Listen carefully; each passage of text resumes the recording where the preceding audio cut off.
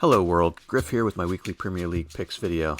Premier League picks every Thursday and any Monday when there are midweek games. Remember, I'm not an insider, I'm not a professional sportscaster. I have no qualifications, I'm just a guy with a voice. Games start this weekend with Manchester City hosting Brentford. Do I really need to say anything? Don't get me wrong, Brentford are a fantastic feel-good story of a team that punches above its weight and deserves to be in the Premier League. It's always possible Manchester City will have an off game, but I pick by probability, not possibility, so it's Manchester City to win. Off a tough loss to Liverpool, Tottenham face a Leeds team flying high on the emotions of a come-from-behind win against Bournemouth. Although Jesse Marsch hasn't really fixed the problems at Leeds, he has inspired the side to a never-say-die mentality that's doing well enough for them. But away from the fortress that is Elland Road and facing Harry Kane, I have to think they'll do well just to get a draw, and frankly, I'll call this one all 3 points for Spurs. Off a solid win over Tottenham, Liverpool face Southampton at Anfield. Anyone who knows me knows I love the Saints. I hate seeing them in the relegation zone. They're a small club that produces big talent. They always fight for every point. Liverpool have looked far less convincing this season so far, but I'm not giving up on Jurgen Klopp and the Reds just yet. This is 3 points for a Liverpool side that is creaking ever so slowly into form. West Ham host Leicester City. These are probably the two teams in England who most look forward to the World Cup break. Both need to do some work getting their acts together.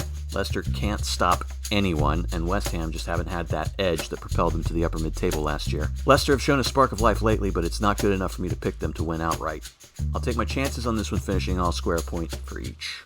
Bournemouth and Everton makes my head hurt. Neither side is particularly strong, and both desperately need the points, so it could be a good match. Still, I fully expect both of these teams to be battling to stay up in 6 months' time. Bournemouth have lost 4 in a row, but they are at home. Still, I just can't quit Everton for some reason, so I think this one ends up a draw. Forest hosts Palace. Hey, Nottingham Forest, thank you for playing. It was fun seeing you guys in the Premier League this year. This is 3 points bagged by Patrick Vieira's men. Newcastle. I have to admit, I had missed the old horrible Newcastle. It was kind of wonderful to have a side that was so crap they could lose to just about everyone, yet still be just good enough to stay in the league every year. Those days are definitely gone. Eddie Howe's probably manager of the year so far, and Newcastle are the ascendant club of the moment. Chelsea, on the other hand, have a distinct air of decline to them lately. With this game happening at St. James Park, I think it's an easy call to say the new Newcastle take all the points. Next up, Unai Emery's Premier League redemption tour resumes at Falmer Stadium. No, it's not an entertainment venue for the blind subterranean proto-elves of Skyrim. It's the home of Brighton and Hove Albion, apparently. I made a few jokes about Emery when I heard he was taking over at Villa. Then he turned around and beat Manchester United. Is that really that impressive this year? Yeah, it is, and with Brighton starting to realize that Graham Potter actually did leave the club, I'll back Emery to keep the villains rolling to 3 more points this week. Fulham host Manchester United.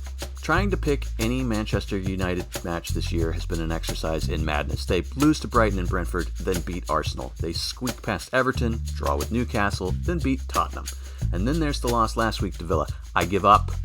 I don't know who's going to win. It will either be Fulham or one of Manchester United's 7 personalities.